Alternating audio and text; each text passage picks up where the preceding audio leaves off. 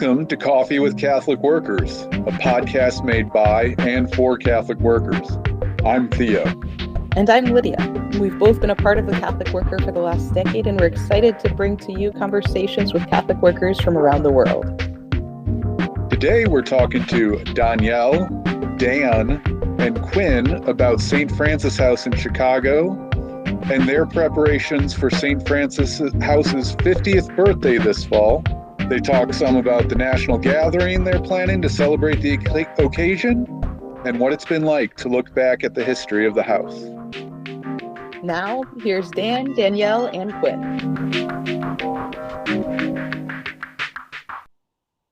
Thanks, Theo and Lydia, for having us on the podcast. My name is Dan. I'm one of the workers here at St. Francis House. I've been here for off and on about 4 of the last 7 years. I was introduced to the Catholic Worker by somebody who had lived at the previous Catholic Worker house in St. Louis. And I then Googled it. I was living here in Chicago, found the St. Francis House here. And at the time, I was actually working at a clinic right around the corner.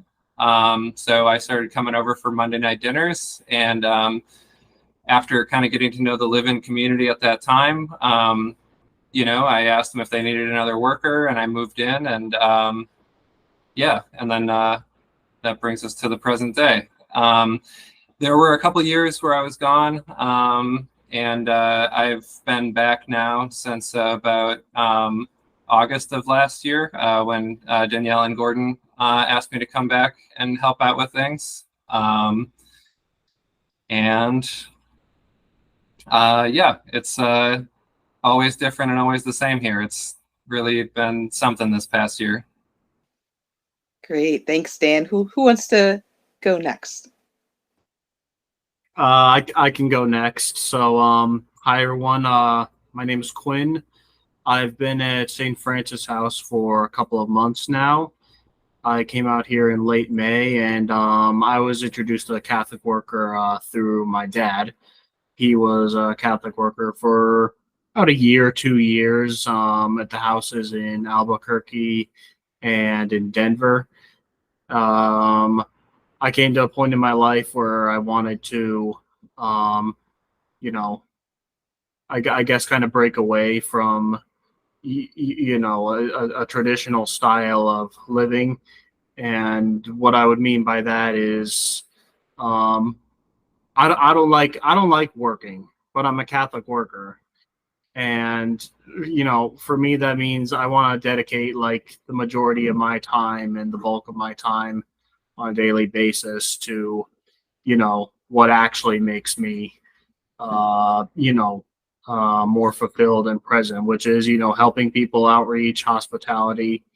And, it's, it's enriching in a spiritual way. And it's, and it's a way to just break away from, the kind of, game a lot of people are stuck in, where they trade their work and their time for money. And then they use the remainder of their time how they so please. And it's just not a thing that works for me. And I think that's a thing that a lot of people in this community have in common, and something the founders felt very strongly about, that our kind of current systems are not facilitating these things on their own.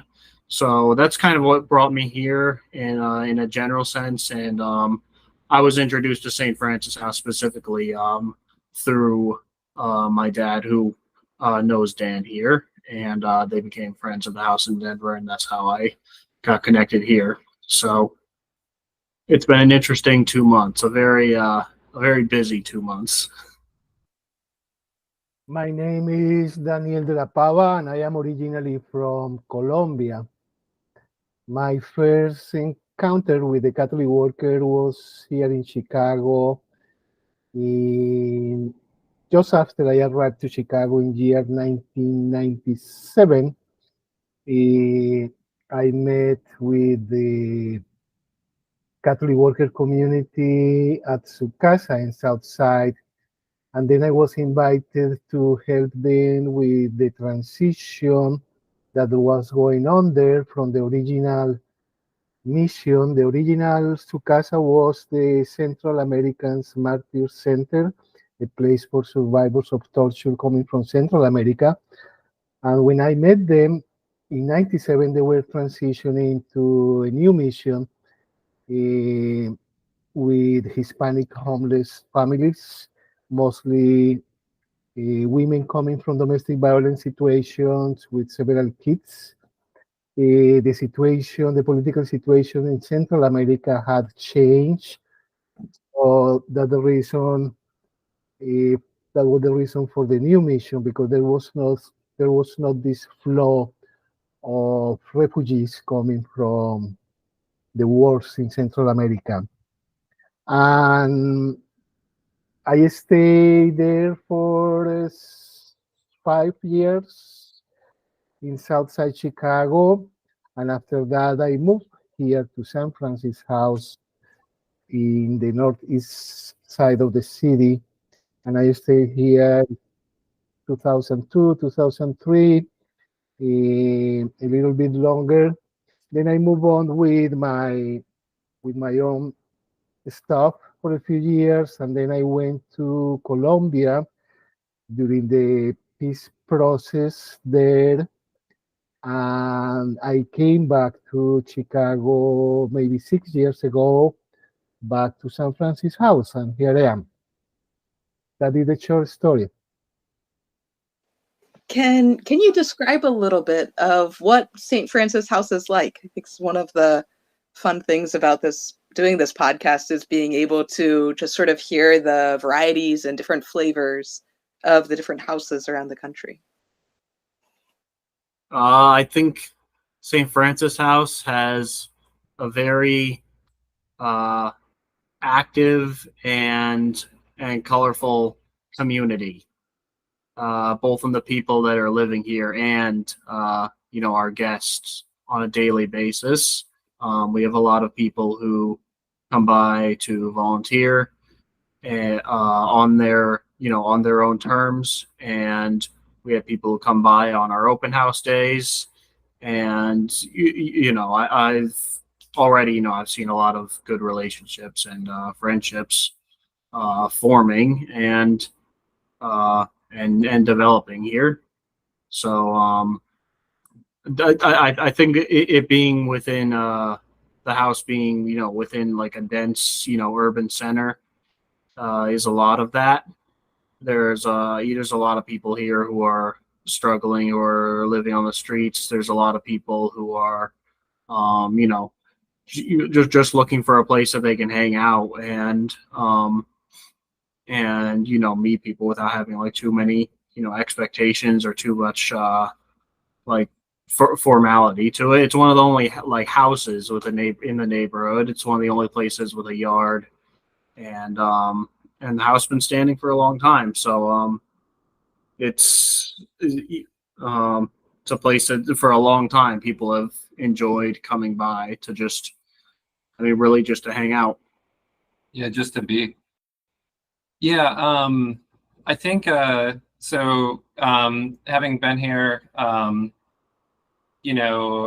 couple times over this recent history, it's interesting how the live-in community and especially the guest community has changed just in terms of who's here, but in terms of the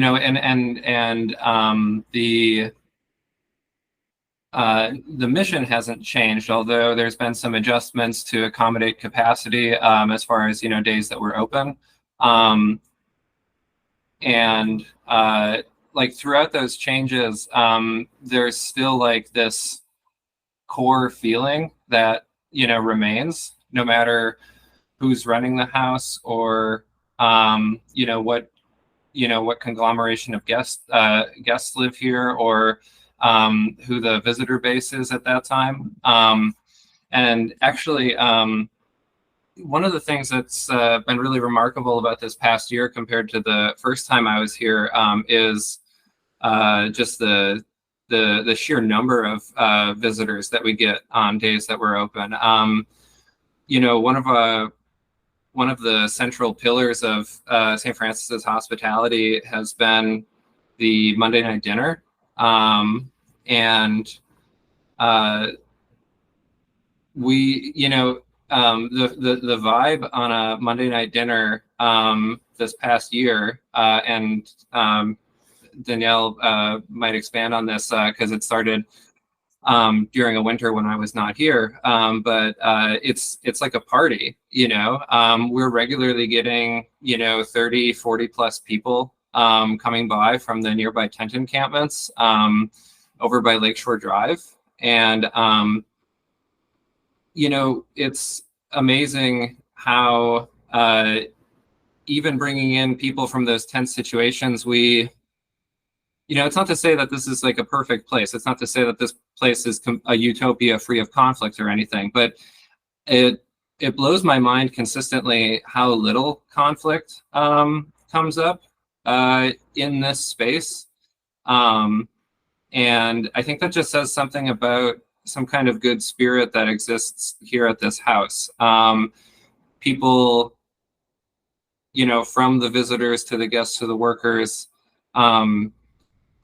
must recognize that, you know, maybe subconsciously, maybe consciously, but like this is a place of equals. This is a place to be, and to be yourself. And we have some really good times with the visitors who come, and from what I can tell, can't always be themselves at some of the other agencies in the neighborhood.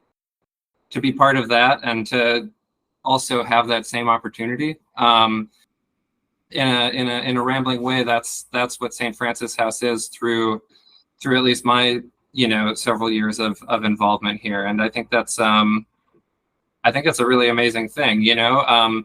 Quinn's talking about how this is like the only house on this block, you know, and it's the only house where I think, like, yeah, this experience can be had, you know. It's for me, it's a one-of-a-kind thing to be here and to be part of that work and to offer that to whoever can come by. Yeah, I think for a lot of those people, that experience is lost a little bit.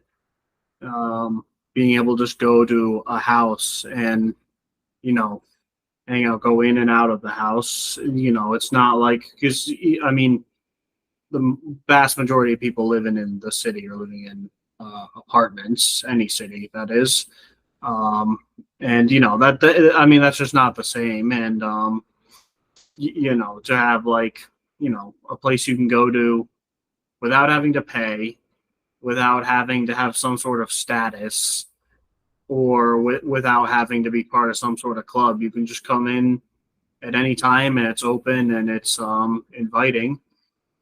It you know, that's I think a lot of people just appreciate that on a personal level. Yes, after the pandemic, when we reopened the house for visitors, this crowd from the 10 cities nearby started to visit us. It was a couple of them one day, next day 4 or 5, next day 10 or 15, next day full house, 40 people. Then we were opening the house every day, Sunday to Sunday. And it was 30, 40 people every day. That was very intense, but that was just coming out of the pandemic. So it was also like a refreshing flow of life coming into the house. And they have been coming since then. And we have been able to establish very personal connections, relationships with them. You know, we know them, they know us very well, I will say. And it's fun. They enjoy, for some reason, they call us the White House. So you can hear them speaking over the phone like, hey, Jennifer, I am at the White House. Are you coming? Okay, see you here at the White House. So they love coming to the White House, hang out here, take a shower, have food, have coffee, more coffee, take a nap, and just hanging out is kind of a like a low intensity party every time, and it's fun. I personally enjoy living in community. I don't see myself living alone in an apartment. That doesn't make any sense to me at all. Of course, community comes with challenges, but I will not change community living for anything. And, and yes, there is something unique here at this house, at Francis of Assisi house. Sometimes we call it like the spirit of the something like the spirit of the house. Sometimes I refer to that like the angel of the house. Eh, it's interesting to now that we are celebrating the 50 years of the house, that this house was not started by a charismatic leader who lived here for many years. There has been, some people talk about 20 different generations of Catholic workers living at this house over 50 years. So that's a lot of changes, but somehow the house has not just survived, but sometimes flourish too. Well, perhaps it's that spirit of angel of this house that keeps it running. I think that is a something we see frequently with houses where there's some sort of charismatic person who starts the house and has a lot of energy for the mission. And then once they leave it, it really struggles because the people who join maybe didn't have the same vision or mission and have difficulty pushing the house forward. What do you think are some of the things? I mean, there's the spirit of the house that somehow kept going. What do you think are some of the factors that has allowed St. Francis to have such longevity? I really don't know. Almost a couple of years ago, when we started to talk about celebrating the 50 years of the house this year in October, the community at the time, we started the process trying to go back to the past, to the history, to the community history, to the political history, to the theological history, if you want, of the house. And we started reaching out people who, former workers here from the mid 70s. And that has been a very interesting process. And I really don't know. That's one of the questions that we will be asking ourselves during the upcoming national gathering here for the 50 years. There will be a panel with former workers from the 70s, 80s, 90s, specifically about the lessons learned during all these years. So maybe we will find the answer then. So what you're saying is that people need to register for the national gathering in October to make sure they come and find out all the secrets to immortality in the Catholic worker. That's a very nice to put it, Lydia. And you can find all the information in our website, francishouse.org, francishouse.chicago.org, francishouse.chicago.org. We have all the information, the schedule, the registration form and all the information that you need about accommodations, parking, etc. Danielle, some people might be kind of like me and they're like, oh, I got to go look up a schedule and a form and stuff. Can't the wonderful people at St. Francis House just tell me what kind of great stuff to expect on a podcast or something like that? You know, maybe even like for somebody who's never been to a Catholic worker gathering before and they're thinking about making this their first one. What should folks expect when they come to Chicago? And it's the first weekend in October, right? Yeah, it's October 4th through 6th. So Friday, October 4th, through Sunday, October 6th. And we're playing all the greatest hits. We're gonna have there'll be food, of course, and so bring your appetites. We're gonna have live music from a former friend of the house on Friday night. And also from Steve Jacobs from the Columbia, Missouri Catholic Worker after that. Saturday is a loaded day. You don't want to miss it. We're going to have this panel with 4 former workers and 1 very important person in not just the St. Francis House history, but the Chicago Catholic worker history. They're going to be discussing the lessons learned, and hopefully we'll all be able to take something away from that. We're going to have roundtables, a track in the morning and a track in the afternoon. We're going to have another panel with the younger generation of Catholic workers. I think there might even be a participant of that panel here right now. And so it'll be great to hear the younger perspective on what's important and what's been drawing new people into the mission, the cause, as it were.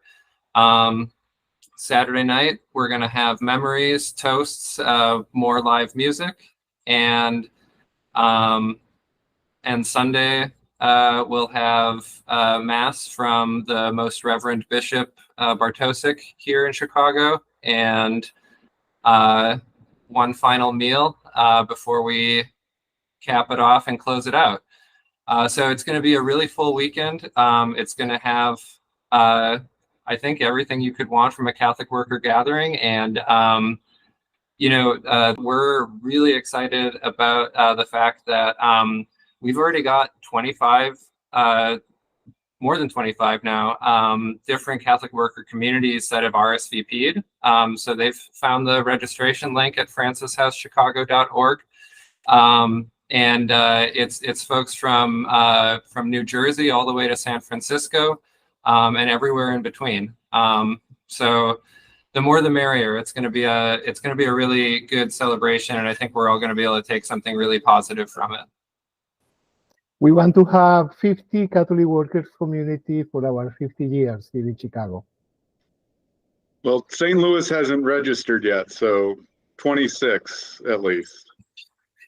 And Emmaus House has also been behind on our registration, although we've talked about it. We just actually haven't registered. So you're getting closer, every second. You can be up to 27 now. We know you guys are good for it. It's just a party that you can come to for free. And there's food and there's fun, there's music.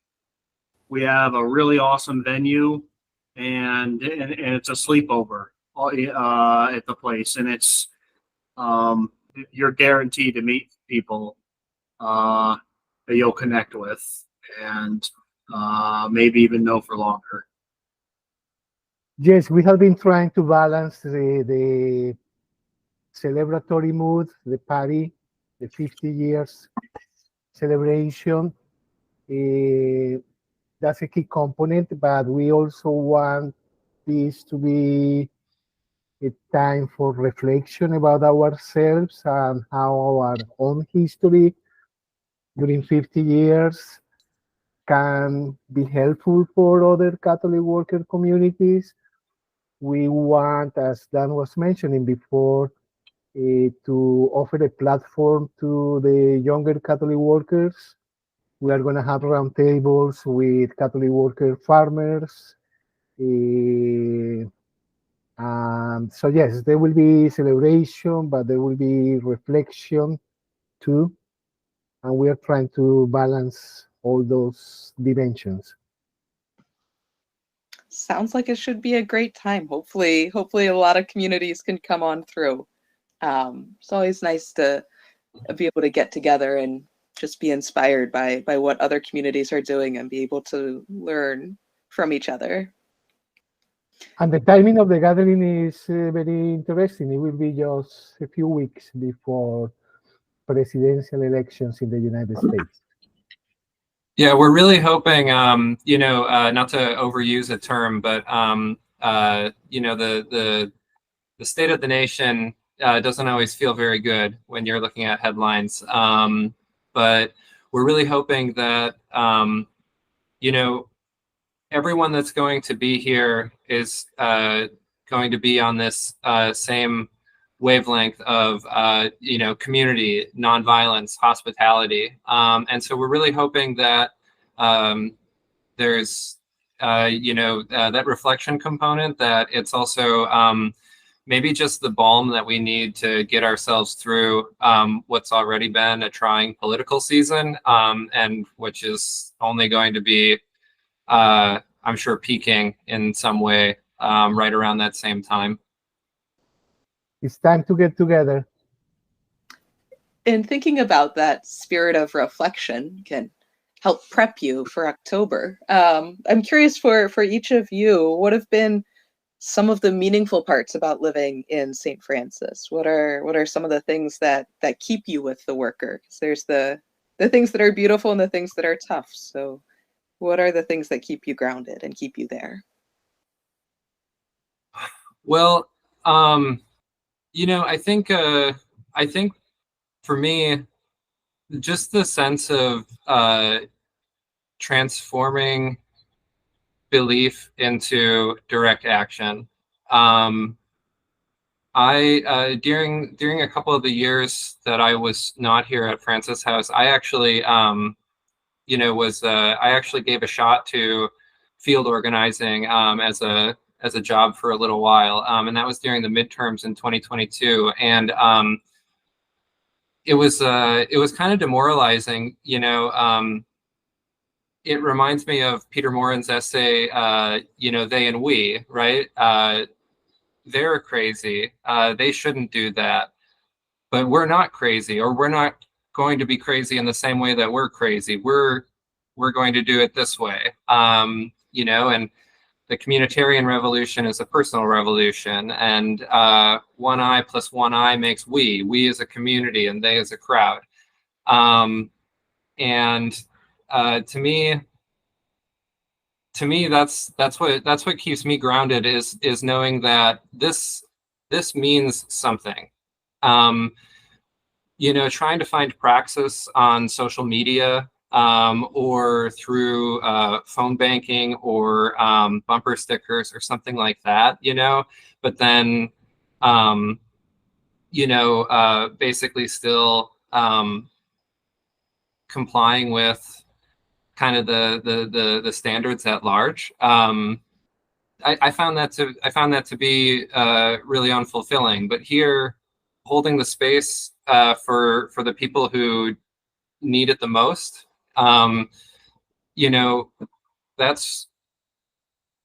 that's just I'm over capacity when I think of what that means for what that means for me personally. Knowing that we're going against the grain, but in the way that we think is right. I think that definitely keeps me grounded. That definitely helps me want to keep doing the work, even during those parts when it's challenging.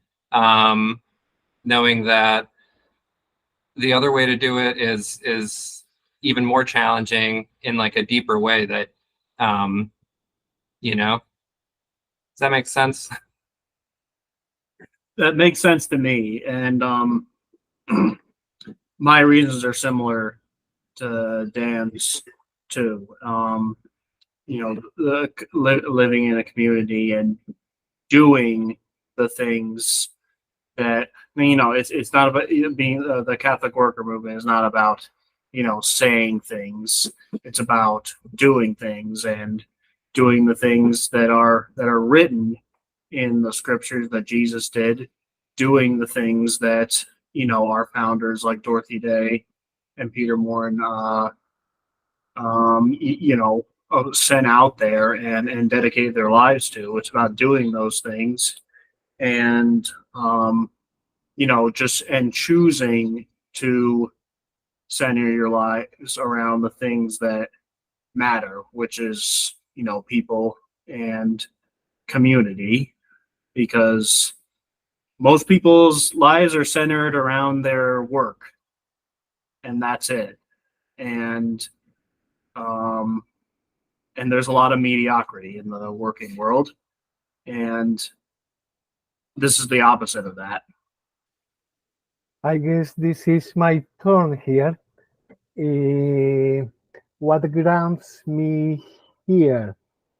Well, I spent a few years at this house after starting 2002, after 9/11. Then I left and I came back 6 years ago. So that is a question that resonates in me. It's something I really like to do is studying. I really like to study, but I am not an academic, and I never wanted to be an academic. This house gives me the opportunity to have an active life, a very active life, and at the same time gives me the chance to read my books with no rush. That's a good balance for me, and that's something that helps me to stay grounded. I like that. Time to read your books. I was just reading a Dorothy Day article where she complains about, I wish we had more time to read our books. Well, as we're wrapping up here, is there anything else we should know about St. Francis House or its last 50 years, or the big celebration coming up in October? Yeah, I want to kind of double back to the previous part of the conversation where we were talking about the lack of a charismatic founder, and yet the survival, if not occasional thriving of this house for 50 years since then. One of the really deeply enjoyable parts of being here this past year has been honestly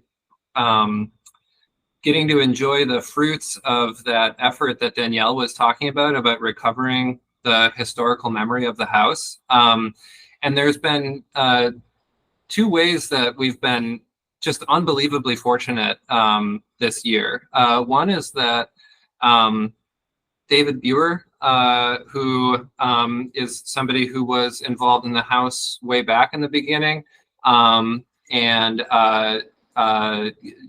contributed a lot of effort to keeping the house running in the 80s, and has since Danielle, I don't want to necessarily misspeak, but he joined the Franciscan Brotherhood, is that right? And he's down in Arizona now? Yes, he has been a Franciscan brother for a long time now. And this is so crazy. This is one of the crazy but really cool things about being at a place like this is Danielle and I went to go make one of our regular food pickups on a Friday morning. And when we came back to the house, one of our hospitality guests was walking out and saw us and said, "Oh, there's somebody in the living room waiting for you." And it's David Buer. And he cracks wise to us when we walk in. He says, do you guys just let anybody in here? You know, and we talked with him. He asked how things were going.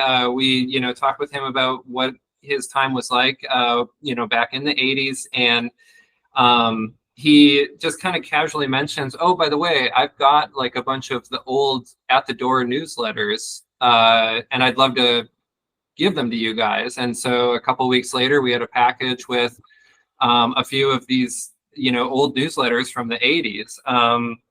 I mean, talk about restoring the memory. And then just about a month or two ago, we had gotten in contact with somebody who was kind of in the second wave of workers that lived at this house, Lynn Miller. And she said, oh, I found a binder with photocopies of, just dozens of old newsletters. I'd love to make sure you guys have them. And she brought them by, and I spent about I just flipping through them. You get this, you just get this wonderful sense that even without a charismatic founder, the house has somehow always been a magnet for truly compassionate people who just somehow keep finding this place. There's names that, I don't recognize writing articles in these newsletters. There's some names I do recognize, but just reading the thoughts expressed, reading the articles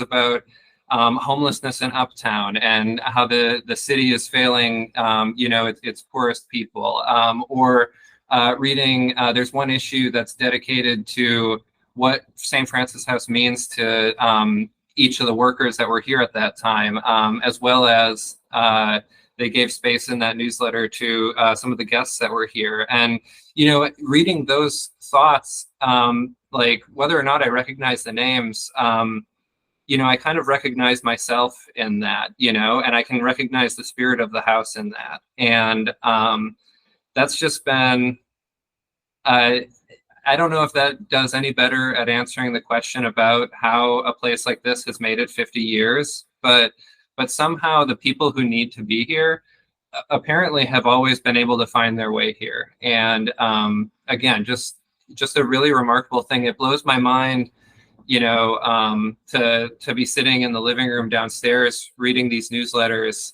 and think that this is the living room where these newsletters were probably written. These, like, the people in these stories were sitting right here in the same spot that I was. It's the most real history tour that I could put myself through, and I'm really grateful I'm really grateful that somehow those newsletters even made their way here. Just really amazing stuff. Yes, perhaps that will be something unique about this Catholic Worker Gathering for our 50 years, for the 50 years of St. Francis House, is that, of course, during 50 years, so many people has been involved with this house as workers, as guests, as friends of the house. And that is a very solid extended network of people. And many of them will be attending the gathering. So we are going to have a mix of Catholic worker houses from all over the country, plus a very consistent crowd from locals in Chicago that have been involved with the house since the mid-70s. And that will be a very interesting, I'm looking forward to see how these two crowds combine during that weekend. It reminds me of a Catholic worker saying I've heard before, where it's like, if you want to see 30 different communities, you can travel around to 30 different houses, or you could just be at one house for 30 years and just, it'll be different at each time. Well, thanks so much, St. Francis House, for taking time to talk to us today. Hey, thanks so much for having us. shameless plug, but if you have not already gone to francishousechicago.org and checked out who's going to be here in October 4th through 6th, just go ahead and type that into your preferred browser, francishousechicago.org. We would love to see as many people as possible there. And Lydia and Theo, thanks again for having us. It's been really great talking and having this opportunity for reflection as well. Yeah, thank you. It's been nice to see you guys and listen, and have this opportunity to be part of your timeline and just reach out. Thank you, Lydia. Thank you, Theo. Wonderful. See you all in October. See you all in October. Yeah, sounds good.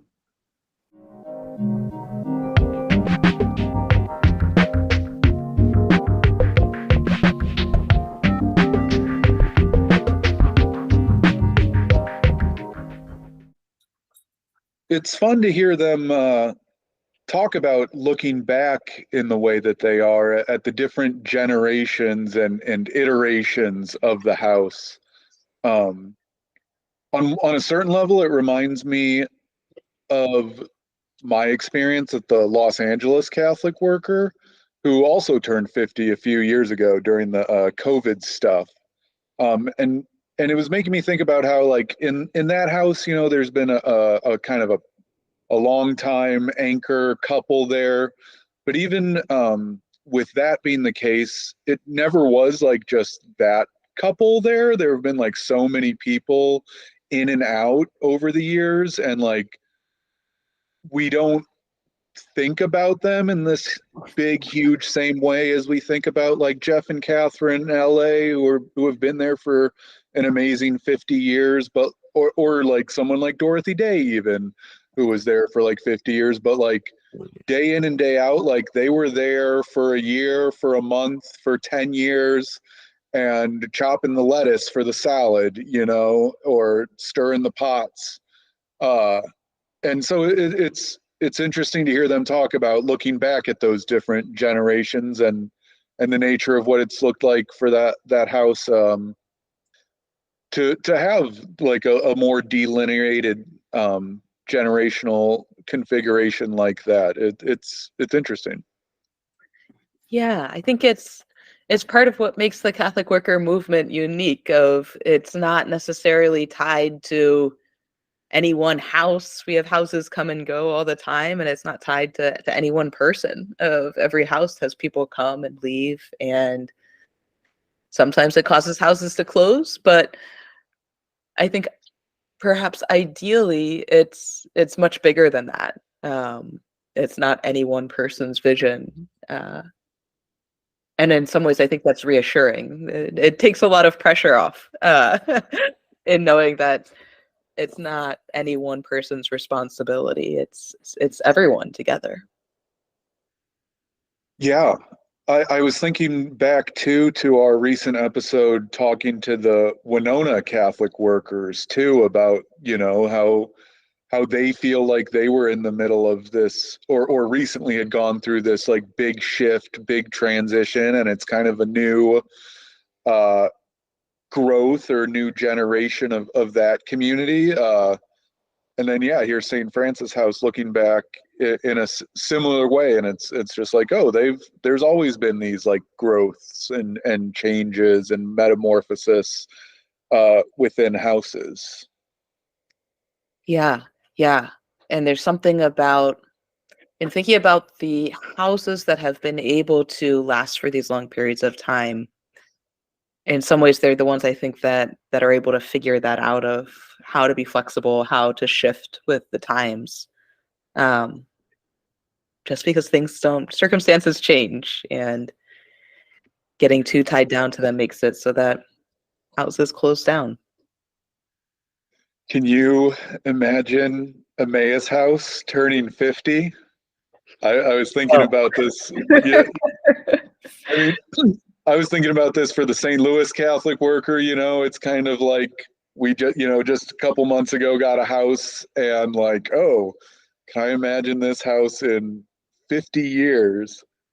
I guess you have like almost a decade on me with the Emmaus house. Has been around for a little while, right? So it's true. We got a head start, but we only started out planning for a year. That was our commitment when we started, and sometimes it still feels about the same.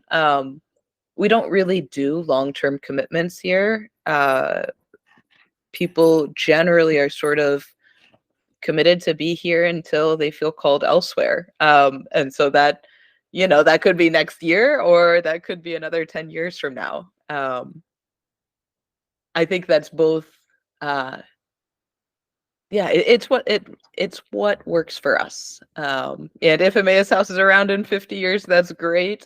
If it's not, I think, we'll feel like it's been a good run. Yeah.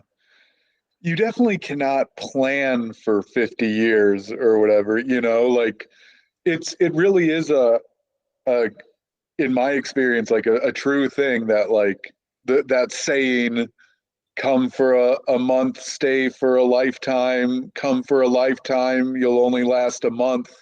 I mean, I have seen that, like people who are like, this community is the best thing ever, and I am ready to like die here. And then like after that honeymoon phase works off, it's like, oh, it's like difficult to like live with people. And then, you can't plan on it, or it doesn't work out. Yeah. And I can't imagine committing to a group of people or even a specific house for like a lifetime, before really living with them and knowing them for a long period of time. It's kind of like a marriage commitment of like, I'm going to stay here and die here. Commitment to the ideals. Yeah, for sure. But like this group of people, that's a big ask. I'm excited to see who all comes in for the national gathering. Hopefully both new houses and old houses, to be able to kind of think about this idea of longevity, and both starting out and, I don't know, I guess hopefully not finishing, both starting out and seeing others who have been on the journey for a much longer period of time. Totally. I mean, that's the fun part of national gathering. I mean, I'll be there. Are you planning on being around? I hope to be. We'll definitely have some folks from Emmaus there, and sometimes things just go crazy with schedules, but hopefully our whole house is able to make it up.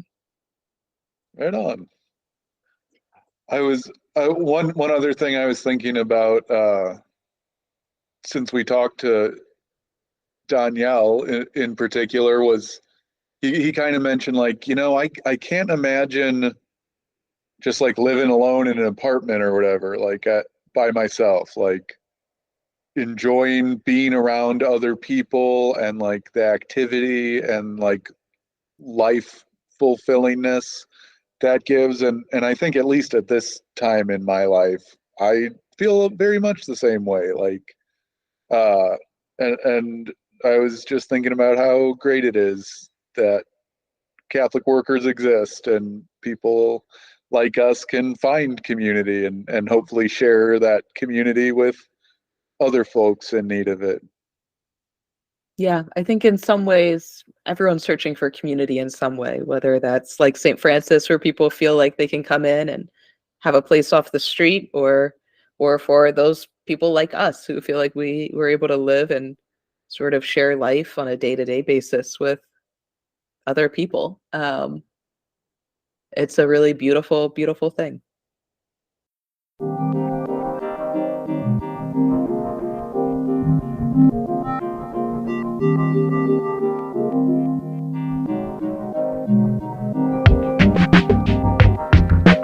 Well, that wraps up for us another episode of Coffee with Catholic Workers. If you want to reach out to us with any comments, suggestions, clarification of thought, you can reach out to us at coffeewithcatholicworkers@gmail.com. We want to thank our audio engineer, Chris, from the Bloomington Catholic Worker, as well as David Hayes for our music and Becky McIntyre for our graphics. Thanks for joining us again for some clarification of thought. We hope today's conversation has been enlightening, and maybe even that you're encouraged to go out and help build a world where it's easier to be good.